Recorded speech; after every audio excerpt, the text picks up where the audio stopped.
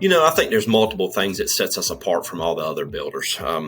One is our communication. I think that we do an excellent job at communicating and making sure that everybody is up to speed at what's going on. That's one of the most important part. The other one is we excel at planning. As you well know, I was in the fire service for 28 years prior to doing this. While I was doing this, and I was a battalion chief at that point, and my day-to-day job was planning. I had to plan and balance and then move people around and then make sure that there was enough people to respond on apparatus and answer calls. And so that's kind of second nature to me. So all my superintendents do an excellent job at planning.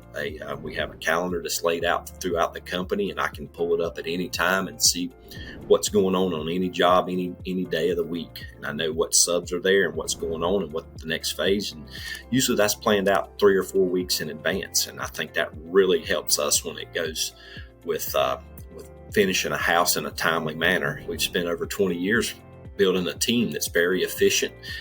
They get here, they do what they say they're going to do when they say they're going to do it.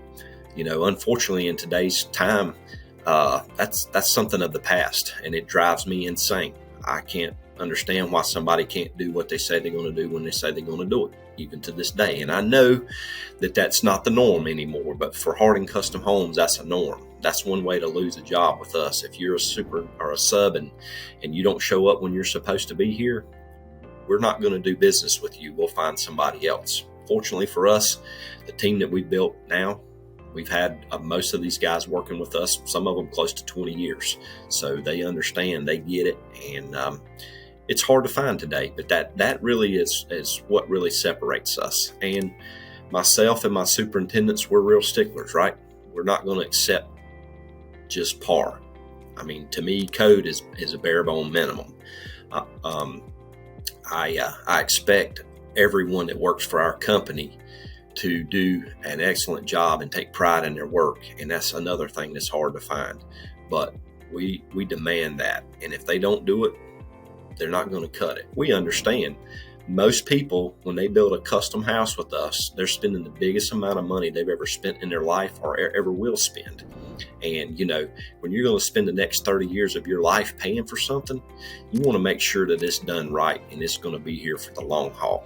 We're not going to cut a corner to put interior studs in a house 2 foot on center to save $1. Like, we're going to frame it right. I still frame old school. And the reason I do is because it's stood the test of time, and we're going to make sure, that framer's got those cuts that are tight and their joints are tight. We're going to make sure that they do a neat job. The trim guy's going to do a neat job. The painter, everybody, we're going to take care of it and make sure that it's done right.